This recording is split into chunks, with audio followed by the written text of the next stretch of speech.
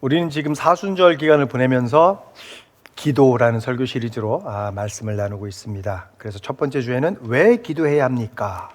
에 대해서 말씀드렸고, 두 번째 주에는 기도와 하나님의 뜻이라는 제목으로 말씀을 드렸습니다. 그리고 지난주에는 기도와 금식에 대해서 말씀을 나눴습니다. 오늘은 기도 설교 시리즈 네 번째 시간으로 기도와 끈기라는 제목으로 좀 말씀을 드리려고 합니다. 이걸 좀 더 다르게 바꾸면 끈질기게 하는 기도, 끈질긴 기도라고 제목을 또 바꿀 수도 있습니다. 우리가 성경을 보면 기도하라라는 말이 참 많이 있어요. 그리고 크리스천들에게 있어서 이 기도는 하나님 아버지가 당신의 자녀들에게 주신 특권입니다. 특권. 그래서 우리의 삶에서 빼놓을 수 없는 것이 바로 기도입니다. 그래서 선지자 사무엘이 기도하는 것을 멈추는 것은 죄라고 이야기를 했고, 바울도 쉬지 말고 기도하라라고 이야기를 했어요. 그리고 무엇보다 우리 예수님은 기도가 얼마나 중요한지 몸소 당신의 삶을 통해서 저희들에게 보여주셨습니다. 굳이 기도가 필요하지 않은 완벽한 예수님께서 오히려 누구보다 더 많이 기도하셨고요, 누구보다 더 열심히 기도하셨습니다. 우리는 또한 끈질긴 기도를 통해서 하나님의 응답을 얻은 사람들을 성경 속에서 좀 찾아볼 수 있습니다. 대표적으로 누가 있습니까? 구약시대의 선지자 엘리야의 기도를 우리는 기억합니다. 엘리야는 하나님의 목적을 이루기 위해서 끈질기게 기도했습니다. 하나님은 우상 숭배를 하고 있는 이스라엘에 3년 동안 비가 내리지 않게 하셨습니다. 그리고 3년 후에 다시 비가 내리게 함으로써 누가 참 하나님인지 그들이 알게 하시려고 계획을 하셨어요. 그리고 그 일을 엘리야에게 시키셨습니다. 그래서 엘리야는 바알 선지자들에게 참 하나님이 누구인지를 가르쳐주기 위한 시합을 신청을 했죠. 그래서 이제 그가 큰 승리를 거둔 후에 바알 선지자들은 다 죽임을 당했고, 그 후에 그는 이제 비를 내려달라고 기도를 했습니다. 열왕기상 18장 42절부터 45절에서 이렇게 이야기했습니다.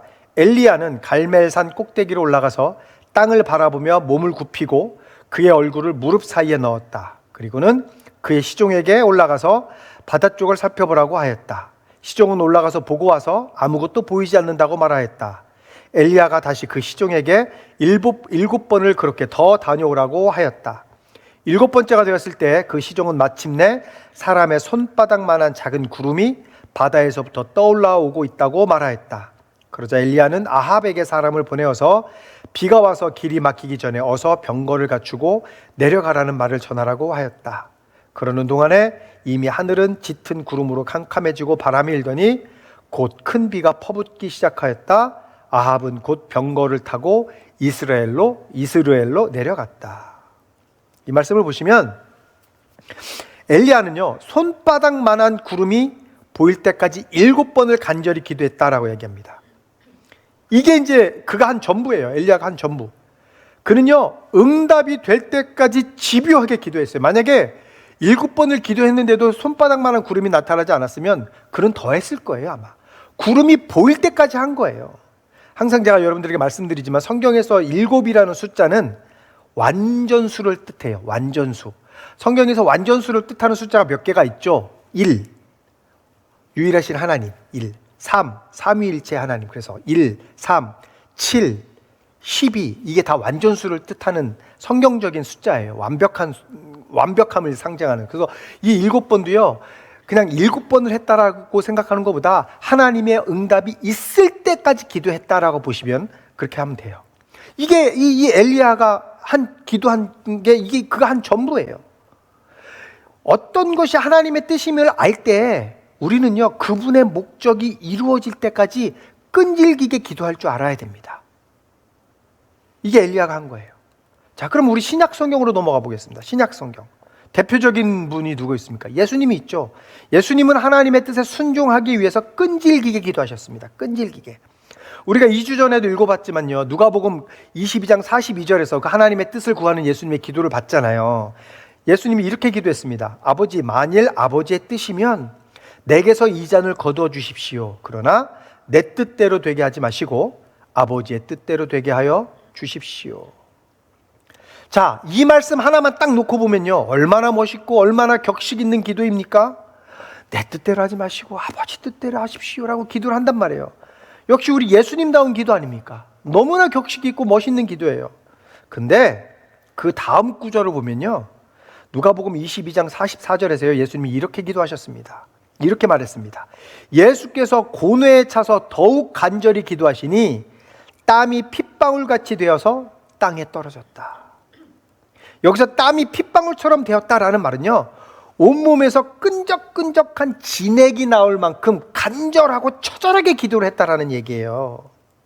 그러니까 예수님이 22장 42절에서 아버지 뜻대로 기도해 주십시오라는 기도는요, 물론 우리가 겉으로 보기에는 격식 있고 아주 멋있는 기도처럼 보이지만 처절한 기도였어요. 처절한 기도. 하나님의 뜻을 구하고 하나님의 뜻이 이루어질 때까지 끊어지지 않고 계속해서 처절하게 했던 그 기도의 결과물이 그 22장 42절 말씀이었다라는 거예요. 여러분이 기도하다 땀을 흘려보신 적 있습니까? 저도 기도를 하잖아요. 기도하다 더워서 땀을 흘려본 적은 있습니다, 제가. 그런데 예수님처럼 온몸에서 진액이 나올 만큼 기도해 본 적은 없어요. 마치 그것이 너무 끈적끈적해서 핏방울처럼 보일 만큼 기도해 본 적은 없어요. 예수님은 그렇게 기도하셨다라는 거예요. 끈질기게. 그런데 예수님은요, 내가 원하는 바를 이루기 위해서 그렇게 기도하는 것이 아니라 하나님의 뜻에 순종하기 위해서 핏방울 같은 땀을 흘리면서 간절하게 기도를 하신 거예요. 그 가운데 나온 고백이 내 뜻대로 되게 하지 마시고 아버지의 뜻대로 하여 주십시오예요. 그 결과물이.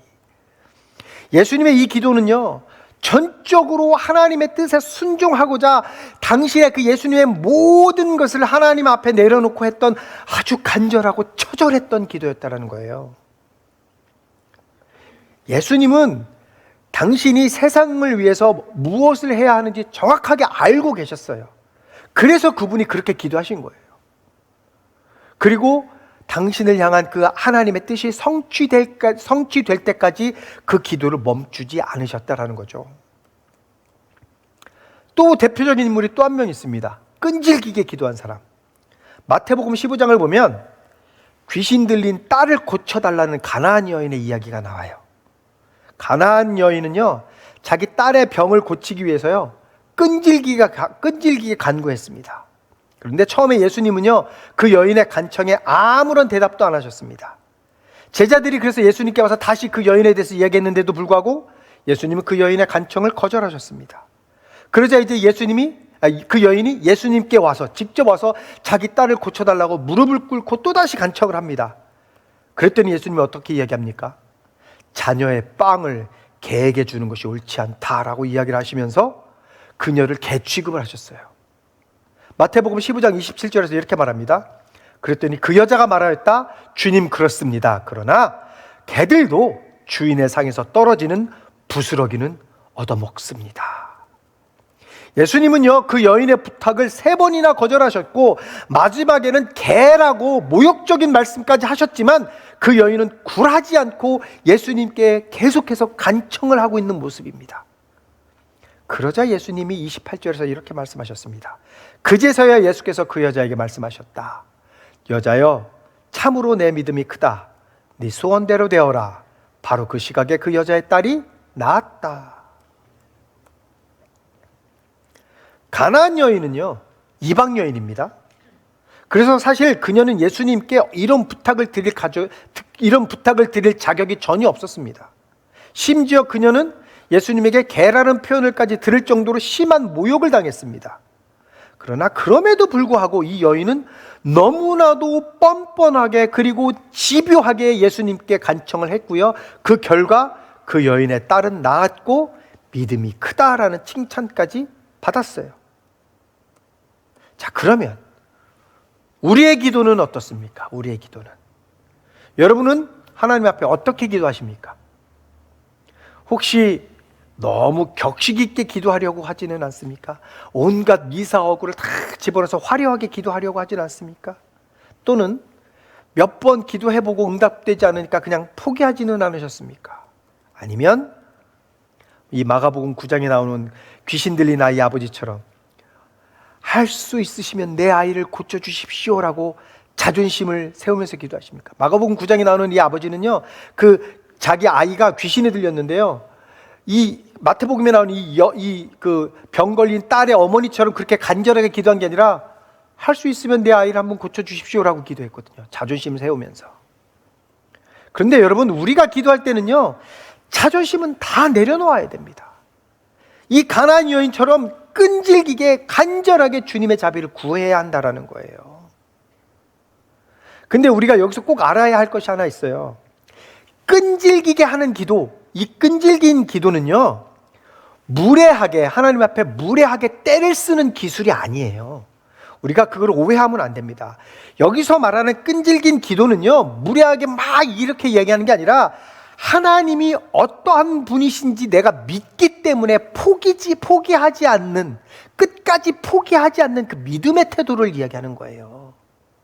어린아이가 막 발 동동 구르고 막 땅에서 구르고 이런 기도가 아니라 끝까지 주님의 자비를 구하고 주님의 은혜를 구하는, 포기하지 않는 그 믿음의 태도, 이게 끈질긴 기도인 거예요.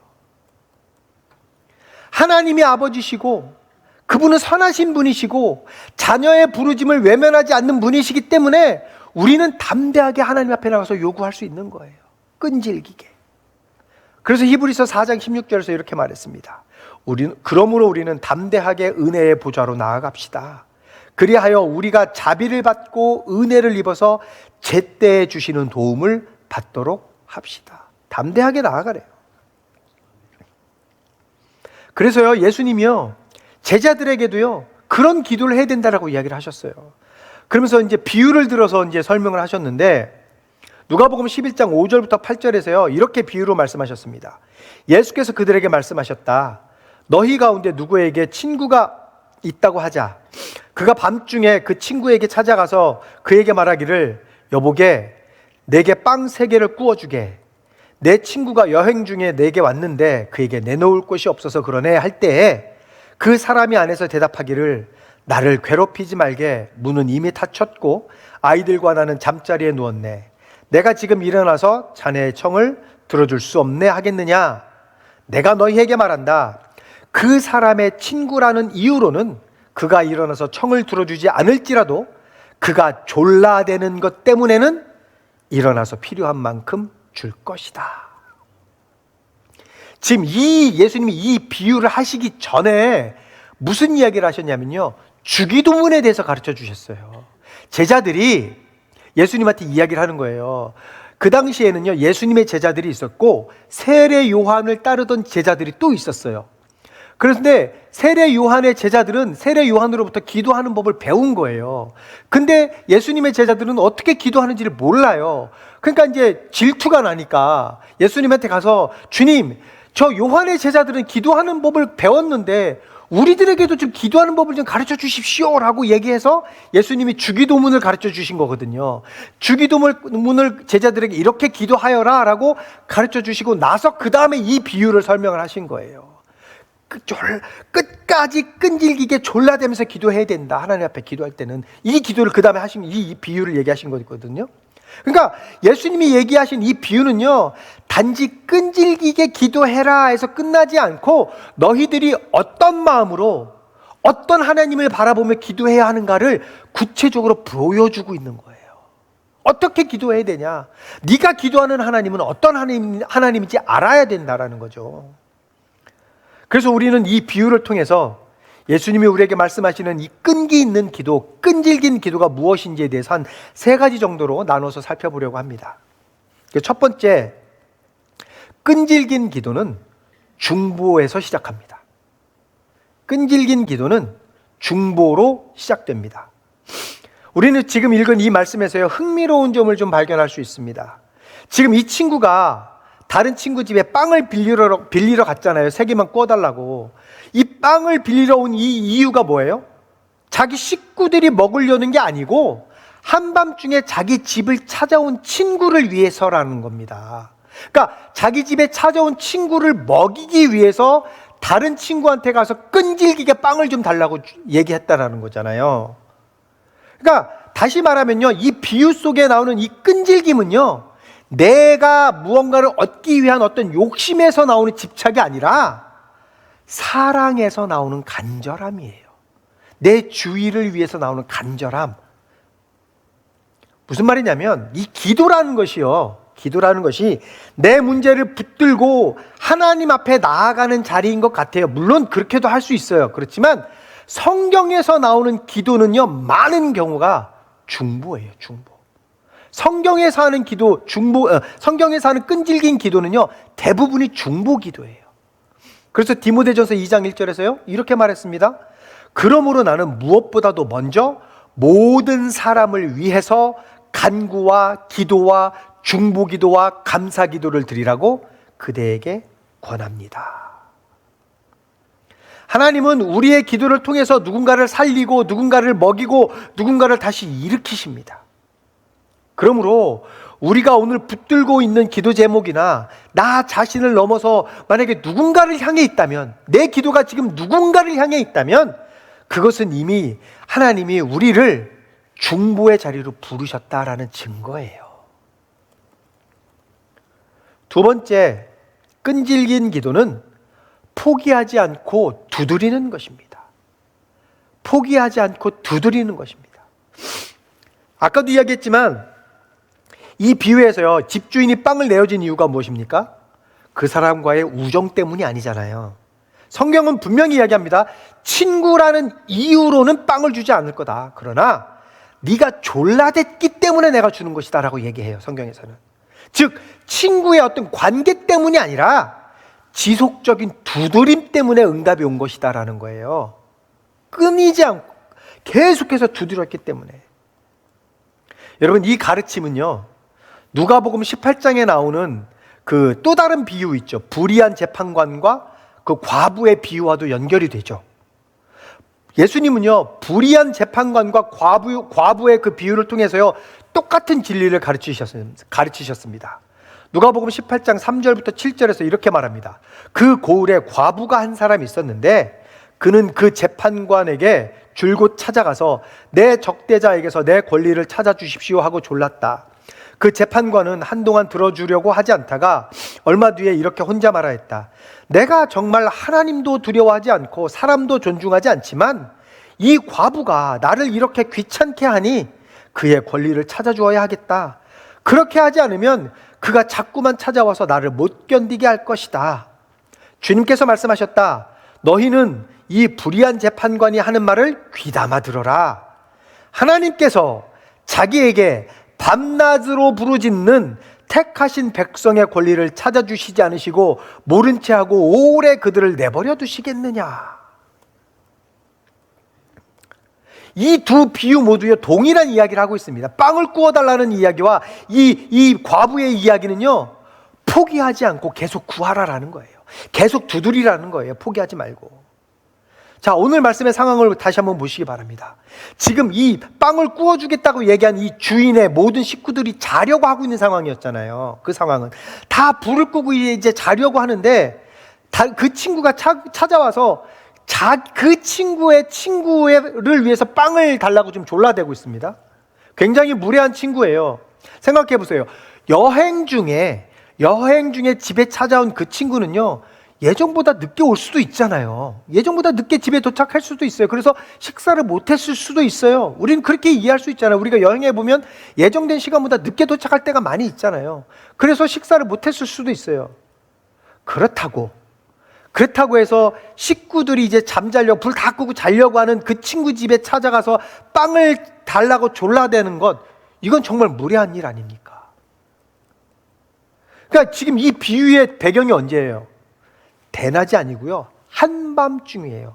아무런 도움도 구할 수 없는, 모든 것이 다 막혀 있고 식구들도 다 이미 누워 있고요. 지금은 그 시간 누가 봐도 안 될 것 같으니 아무것도 해결될 수 없는 시간이잖아요. 아무런 도움을 요청할 때도 없는 그 시간이란 말입니다. 여러분, 우리의 삶이 때때로 딱 그렇지 않습니까?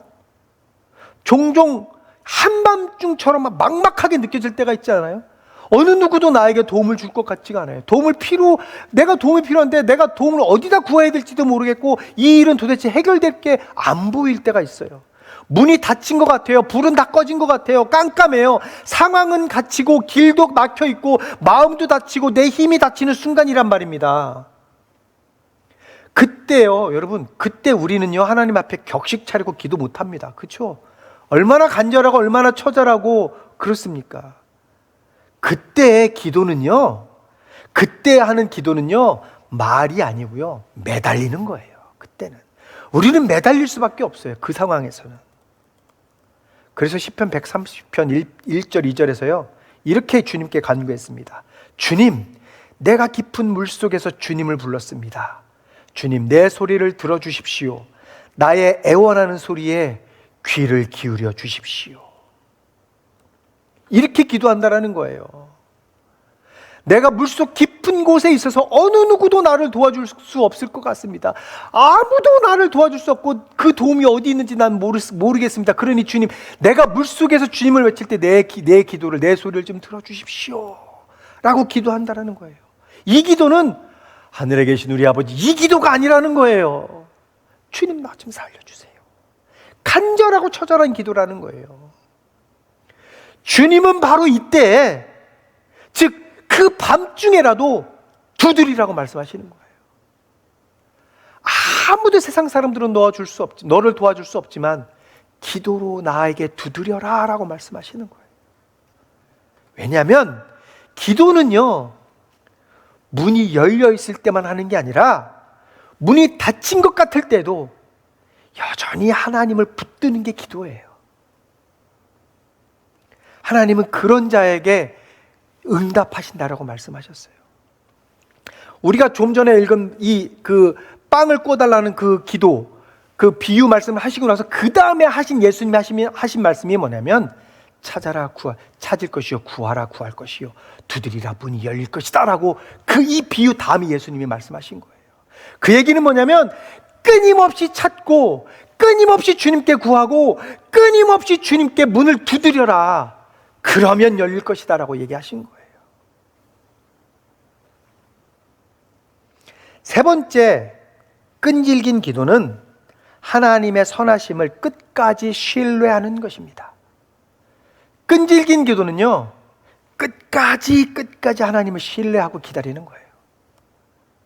우리가 오늘 이 말씀에 또 한 가지 흥미로운 점은 뭐냐면, 이 집주인은요, 지금 옆집 친구가 부탁을 하니까 그 우정을 생각해서 그의 요구를 들어준 것이 아니라 간청 때문에 요구를 들어주었다라고 제가 말씀드렸잖아요. 사실 야밤에 옆집 친구를 찾아가서 빵을 빌려달라고 염치 없이 무조건 매달리는 것, 이거 잘못한 거예요. 분명히 잘못한 거예요. 그런데 여러분, 지금 이 말씀에서 핵심은요, 잘 들으셔야 돼요. 빵을 빌리러 온 사람이 아니고요, 이 비유의 핵심은 집주인이에요. 집주인은 이렇게 무례한 친구의 요구를 들어주는 사람이에요.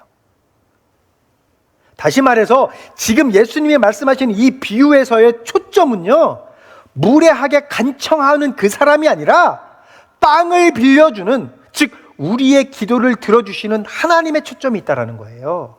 우리 하나님이 어떤 분인지 알아라라는 거예요. 영어 성경인 이 NLT 성경에서는요, 이 뻔뻔하게 기도하고 졸라대는 이 기도를 뭐라고 이야기를 하냐면 shameless persistence라고 번역을 해요. shameless persistence, 즉 염치 없고 뻔뻔한 끈질김을 이야기하는 거거든요. 아까도 얘기했듯이 이 말은 버릇없이 하나님께 덤비라는 뜻이 아니에요. 하나님이 내 아버지시기 때문에 자녀가 아버지께 나아가듯이 숨기지 말고 포기하지 말고 담대하게 나오라는 뜻이에요. 이 얘기는 shameless persistence라는 뜻이. 여러분, 우리가 하나님께 나아갈 수 있는 근거는 내가 나아갈 수 있는 자격이 있어서가 아니라 하나님의 성품 때문에 그런 거예요. 하나님의 사랑 때문에 우리가 나아갈 수 있는 거라는 겁니다. 그래서 우리는요, 기도할 때 결국 하나님은 어떠한 분이신가라는 것을 붙잡아야 되는 거예요. 하나님은 우리의 기도에 귀찮아 하시는 분이 아니라 자녀의 부르짖음에 응답하시는 분입니다. 하나님은요, 인색해서 억지로 좀 주는 분이 아니라 선하신 분이셔서 기꺼이 주시는 분이시다라는 거예요. 이게 무슨 말이냐면 우리가 하나님 앞에 기도했기 때문에 하나님이 응답하신 것이 아니라 하나님은 이미 우리의 기도를 들어주시려고 준비하고 계셨다라는 겁니다. 그러니까 끈질긴 기도라는 것은 하나님을 내가 기도를 해가지고 하나님을 설득해서 그분의 마음을 바꾸는 것이 아니에요. 그게 아니라 끈질긴 기도는요, 선하신 하나님, 나에게 이미 주시려는 하나님, 그 하나님을 내가 끝까지 신뢰하는 것, 이게 끈질긴 기도예요. 이미 하나님은 나에게 주려고 작정하고 계셨어요. 기도는요, 하나님의 뜻을 내 뜻으로 끌어내리는 것이 아니라요, 내 마음과 내 뜻이 하나님의 뜻에 붙들리게 되는 것, 이게 끈질긴 기도예요. 그래서 우리가 끈질기게 하나님께 두드리고 하나님 앞에 기도할수록 하나님의 뜻이 더욱더 우리에게 선명해질 것이고요, 내 안에 두려움과 자존심은 다 없어질 것이고 결국 하나님이 나의 주인이 되는 그 어떤 믿음의 자리로 우리가 나아가게 된다는 거예요. 여러분, 우리 야곱에 대해서 한번 생각을 해봅시다. 우리가 지난 설교 시리즈에서 야곱에 대해서 잠시 이야기를 나눴잖아요. 야곱이 누구예요? 야곱이 형 에서를 속여서 하나님의 축복을 가르친 사람 아닙니까?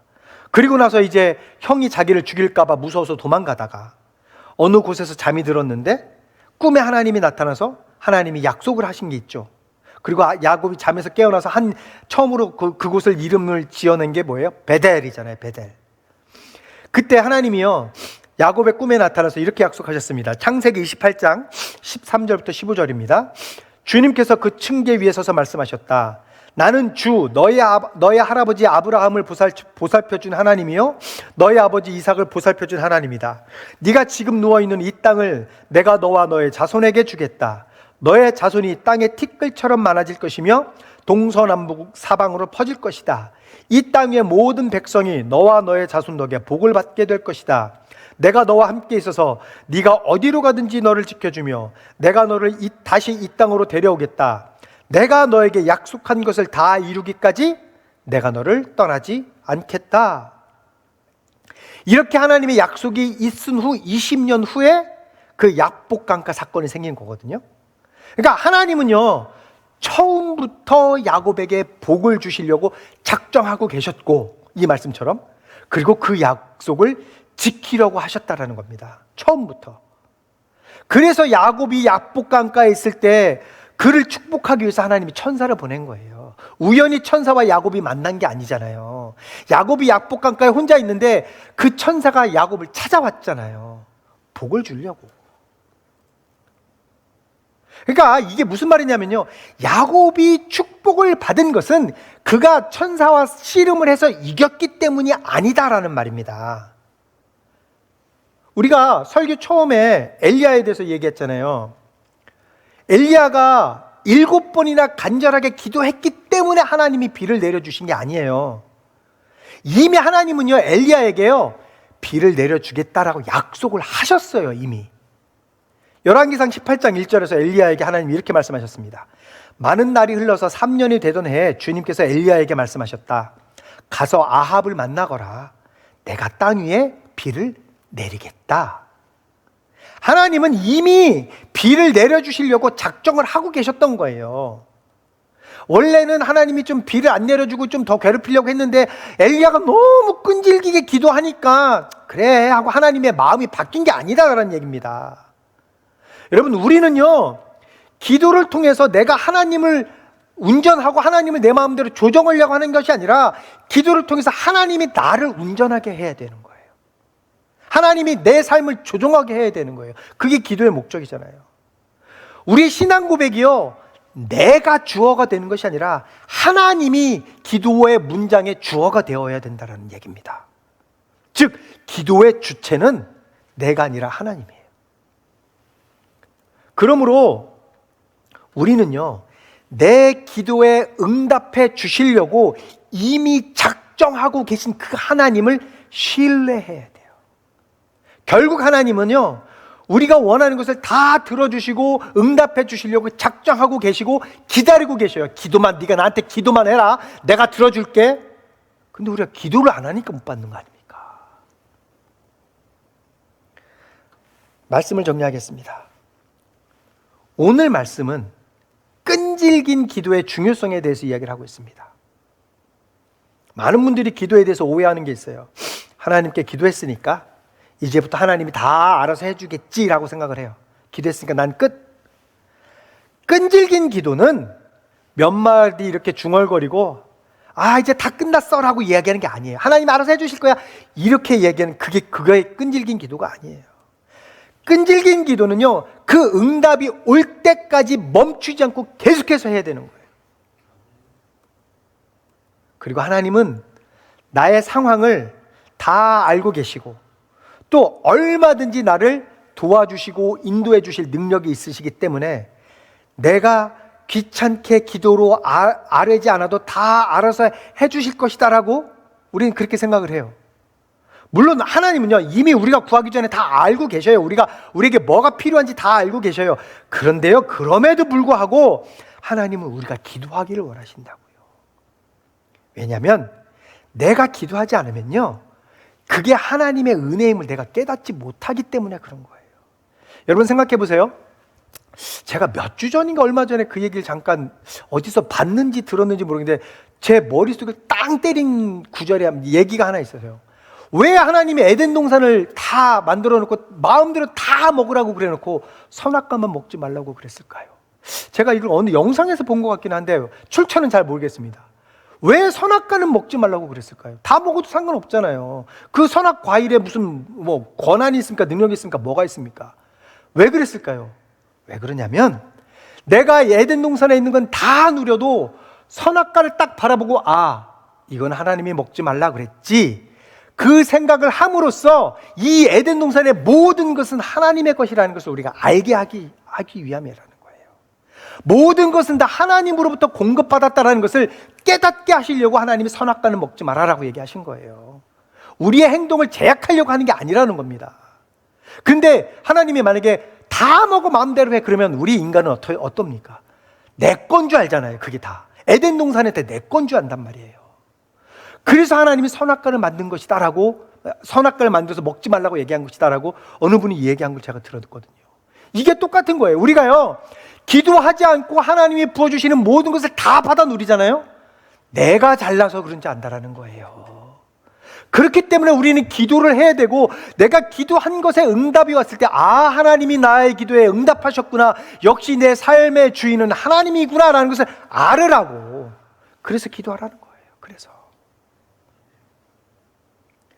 내가 기도했을 때 비로소 하나님이 나의 기도에 응답하신 것을 우리가 알 수 있고, 그것은 나의 능력이 아니라 하나님의 은혜였음을 깨닫기 때문이다, 그렇다는 거예요. 그리고 이 기도에 응답해 주신 하나님께 비로소 나는 감사할 수 있게 된다라는 겁니다. 이렇듯이 기도의 비밀을 아는 사람은요, 기도가 부담이 아니라 하나님의 놀라운 구원 역사에 내가 동참한다는 어떤 벅찬 감격과 사명감을 가지고 우리는 기도하게 된다는 겁니다. 그리고 그 기도하는 것을 쉬지 않게 돼요. 왜 쉬지 않게 돼요? 기도하는 족족 하나님이 들어주는데요. 얼마나 재밌습니까? 기도를 쉴 수가 없죠. 기도의 비밀을 아는 사람은 어떤 순간에도 낙심하지 않고 기도합니다. 때로는 기도의 응답이 더디거나 기도의 응답이 안 될 수도 있어요. 그렇지만 신실하신 하나님을 내가 믿기 때문에 우리는 기도하는 것을 포기하지 않습니다. 기도는 설교 처음에도 얘기했듯이 하나님의 자녀만이 누릴 수 있는 특권입니다. 내가 하나님의 자녀라면 하나님께 간구할 수 있는 권리가 있다는 것을 알고 그 권리를 반드시 사용하시기 바랍니다. 하나님은 사랑하는 당신의 자녀들의 간구를 절대로 외면하지 않으십니다. 언제든지 우리의 기도에 응답해 주실 것이고요, 가장 좋은 것으로 우리에게 주시려고 기다리고 계십니다. 우리가 기도하지 않아서 받지 못하는 거예요. 야고보서 4장 2절에서 뭐라고 얘기해요? 여러분이 얻지 못하는 것은 구하지 않기 때문이다라고 얘기하잖아요. 그러므로 우리는 하나님의 자녀로서 모든 문제를 해결해 달라고 간청할 권리가 있음을 알고 기도에 응답이 있을 때까지 멈추지 말고 끈질기게 기도하셔서 주님이 주시는 놀라운 은혜를 충만히 받아 누리시는 여러분이 되시기를 예수님의 이름으로 축복합니다.